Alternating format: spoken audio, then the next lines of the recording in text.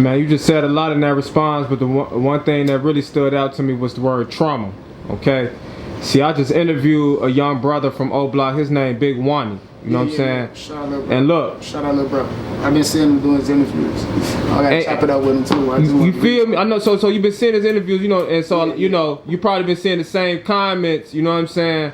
And you know what, I really don't, you know, when I see people interviews, you know, most people look at people interviews to, you know, see what they got going on, the guns and all that and shit like that, right?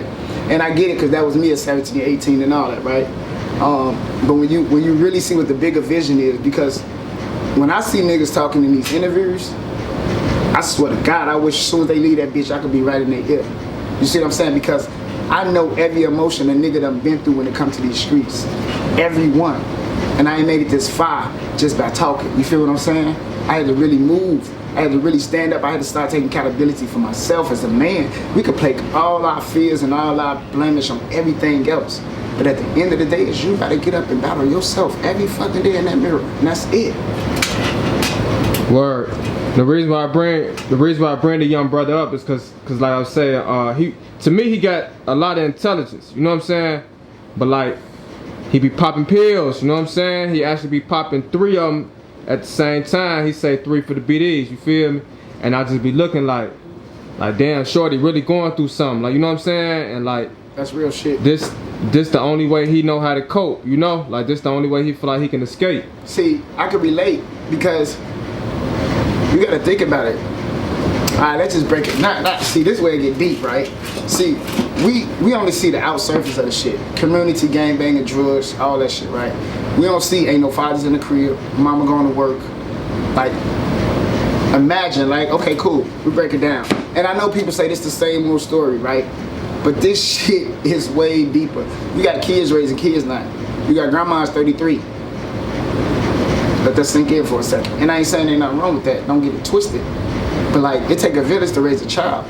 But when the fathers is removed from the cribs, and the mama trying to do everything they possibly could do, you know what I'm saying? So now kids being left, some kids being touched, some kids seeing shit they shouldn't be exposed to, some kids, it's bigger than just them saying that niggas gang banging and they doing drugs and they can do better for themselves. Nah. How could you ever say that? And if you ain't never been in them shoes, right? And then 2, even though I see the young niggas doing everything that they do I condone a lot of it? No. But at the same time, I understand where that come from. Sometimes they doing shit they don't even understand they doing because of the mental, the PTSD, the trauma that we go through in our communities and shit we not being able to have. Do you know out of 4, let me make sure I'm getting these statistics right, because I be on my research shit. Shout out to my professor Davis. Out of 4 kids, 1 black. It's out of 4 kids, 1 black child don't know where their next meal coming from. That's a quarter. That's 25%. Do you hear what I'm saying? Not only that, right? Now we growing up in communities that has no resources, no parenting, no guidance, right?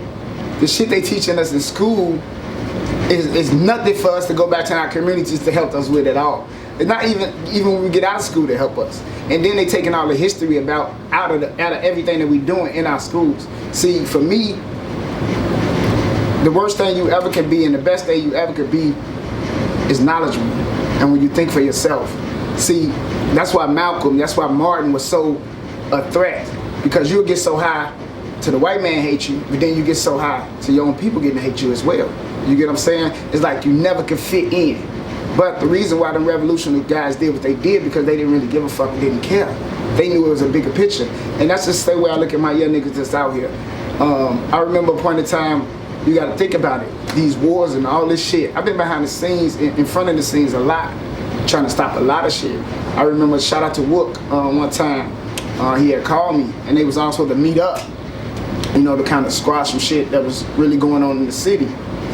And Wook was kind of like, maybe like one of him and one of the other guys really just only one showed up. A lot of the other side showed up. And not to go into too many details about that situation, because that's Wook's story to tell. It showed me that everybody don't think how the internet perspective of how every young nigga think.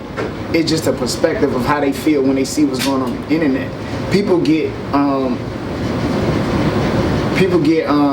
what's the word? People get